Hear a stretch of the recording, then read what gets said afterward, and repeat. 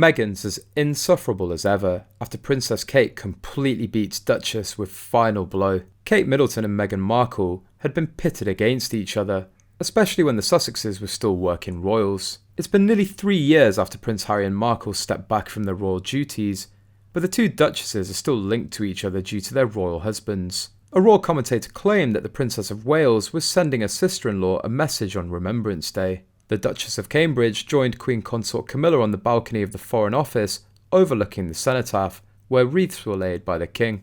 Both female royals donned black outfits as they marked the National Service of Remembrance on November the 13th. Middleton honoured the late Queen Elizabeth at the event by wearing Bahrain pearl drop earrings and four-strand pearl choker necklace. Middleton reportedly received the set of jewellery directly from Her Majesty. Now, on their own, Kate popping on jewels valued at more than the gross GDP of a small country is just about newsworthy. Where things get interesting is when you bring Meghan, Duchess of Sussex, into the mix.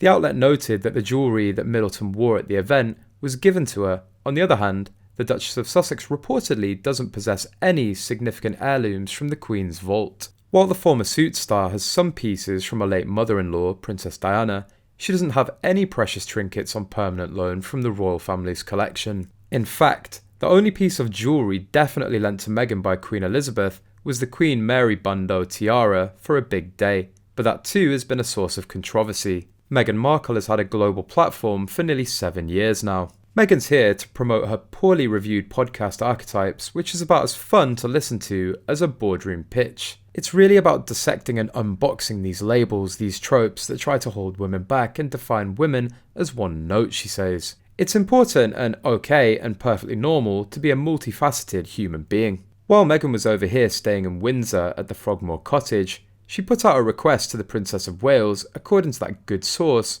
to appear on a forthcoming episode of Archetypes. Meghan and her team at Spotify have yet to hear back, although Meghan understands maybe Catherine could even fit it in when she returns over to the United States later this month. Heads are surely rolling at Spotify, which paid these two a reported $25 million back in 2020. 2 years on, and they have 4 formless, content-free, dated, hectoring, joyless episodes to show for it. Meghan Markle is the epitome of falling upwards. She's convinced herself that the world cares what she has to say because she's just such an original thinker, a groundbreaker, on par with Elon Musk's of the world. Not some D-list actress who looked into marrying a world-famous royal, preaching from a platform that's wholly unearned. Her lack of self-awareness after all this time remains staggering. A true legend in her own mind.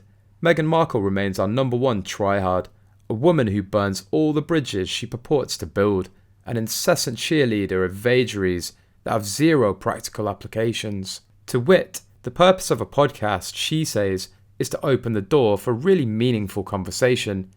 Because I think once you turn meaningful conversation into action, game changer.